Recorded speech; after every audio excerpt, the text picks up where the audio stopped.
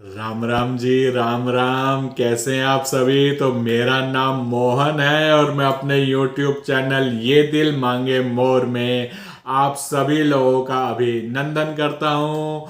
आप लोगों से आग्रह है कि मेरे चैनल को लाइक करें, शेयर करें, सब्सक्राइब करें। और अब मैं आता हूँ अपनी वीडियो में। आज का टॉपिक है कि जैसे मैंने एक पिछली वीडियो भी बनाई थी, उसका डिस्क्रिप्शन में मैं लिंक डाल दूंगा। तो जैसे मैंने उसमें बताया था कि कैसे एक ड्राइवर की रिपोर्ट ने अदानी साम्राज्य को अर्श से फर्श की तरफ लाके धकेल दिया है। और उस रिपोर्ट के प्रकाशित होने के बाद अदानी ग्रुप के शेयर्स ने जो हिचकोले खाए हैं, जो गिरते चले गए, गिरते चले गए, गिरते चले गए। और जो अदानी इंटरप्राइजेस का एफपीओ 27 जनवरी से 31 जनवरी तक था, उसके भी भरने के लाले आ गए। जी हां दोस्तों, लाले आ गए। और अंतिम समय तक यानी 31 जनवरी तक 2 बजे दिन तक ऐसा नहीं लग रहा था कि इशू किसी भी तरह से सब्सक्राइब हो पाएगा। परंतु जो गुजराती लॉबी थी और अदानी ग्रुप के अन्य कॉरपोरेट्स के साथ जो अच्छे संबंध थे, और उसका हवाला देते हुए मुकेश अंबानी जी के साथ दोस्ती को निभाते हुए बड़े बड़े हाई नेट इंडिविजुअल्स ने अपनी कैपेसिटी से एचएनआई इन्वेस्टर्स ने 3 गुना से ज्यादा एप्लीकेशन लगाकर इस एफपीओ को बेल आउट किया और उसको पार किया। और उसके बाद आज बजट आया तो ऐसा लग रहा था कि अब सब कुछ सही हो गया है, क्योंकि उस समय 2900 का रेट चल रहा था अदानी इंटरप्राइजेस का और एफपीओ 3200 में आया। अब आप लोग कहेंगे कि जब मार्केट में माल 2900 पे मिल रहा था तो कोई 3200 पे माल क्यों लेगा? तो उसका रीजन है कि अदानी ग्रुप के फ्लोट बहुत कम है, मार्केट में शेयर बहुत कम है। 15% एफआईआई होल्ड करती है, पब्लिक के पास सिर्फ 5% माल है। यानी अगर कोई मोटा माल लेना चाहता है, चंक लेना चाहता है, तो उसको मार्केट से आसानी से अदानी ग्रुप के शेयर्स मिलेंगे ही नहीं। इसलिए उन लोगों ने एफपीओ में एप्लीकेशंस भरी और कई लोगों ने एफपीओ में लगाया। हालांकि रिटेल की इसमें पार्टिसिपेशन ना के बराबर थी, सिर्फ 12% रिटेल भाइयों ने पैसा लगाया। लेकिन एचएनआई के और क्यूआईबी के साथ ये इशू बहुत अच्छा सब्सक्राइब हुआ।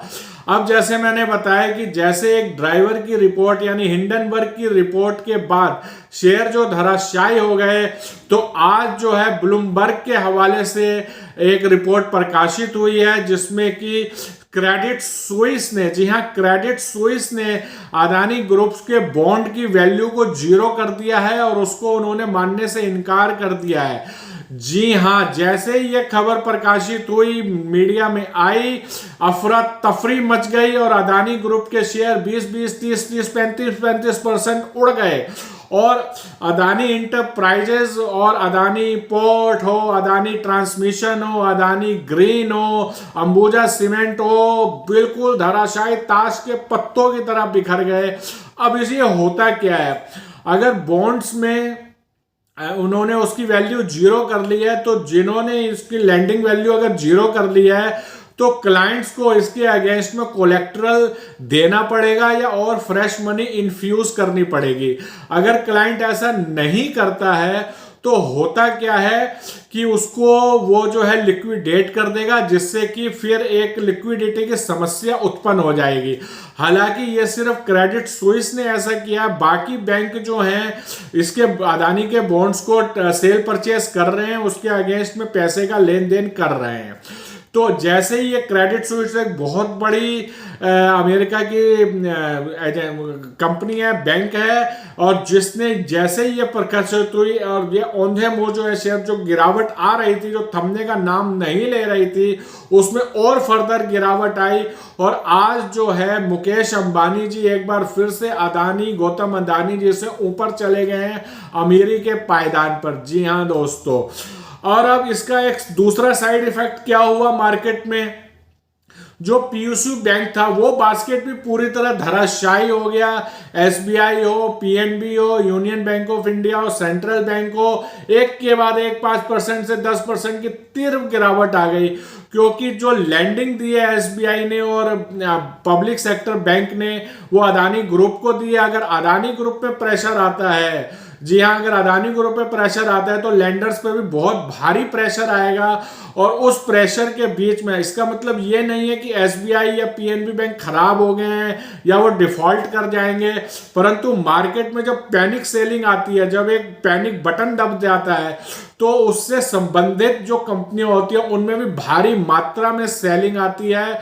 और जो मोदी जी ने आज बजट पेश किया, मतलब मोदी जी की गवर्नमेंट ने जो आज बजट पेश किया, निर्मला सीतारमन जी ने, जो उन्होंने डायरेक्ट टैक्स पे गुगली फेंकी, उसके बाद मार्केट एक घंटे तक उसको समझ ही नहीं पाया और मार्केट एकदम घंटे में बहुत तीव्र गति से बैंक निफ्टी 1200 प्लस पॉइंट और निफ्टी 200-250 प्लस पॉइंट हुई।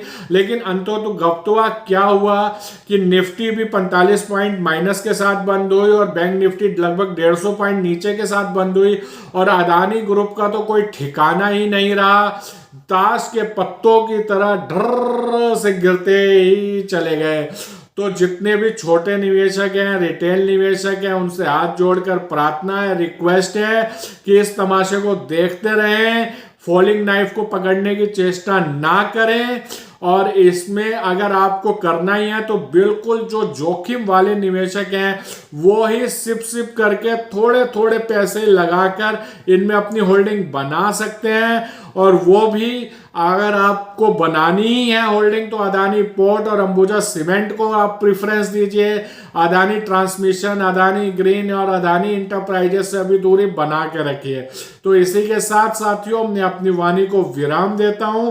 तो मिलता हूं आप लोगों के साथ अपनी अगली वीडियो में। तो राम राम जी, और मेरे चैनल को लाइक और सब्सक्राइब जरूर करिए।